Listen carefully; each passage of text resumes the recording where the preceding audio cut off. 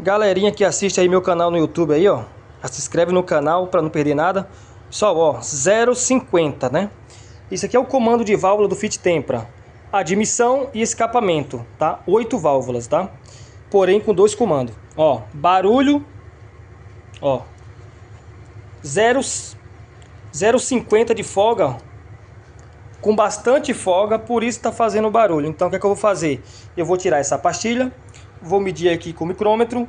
Vamos supor que ela dê 4,40. Eu tenho que colocar 4,45.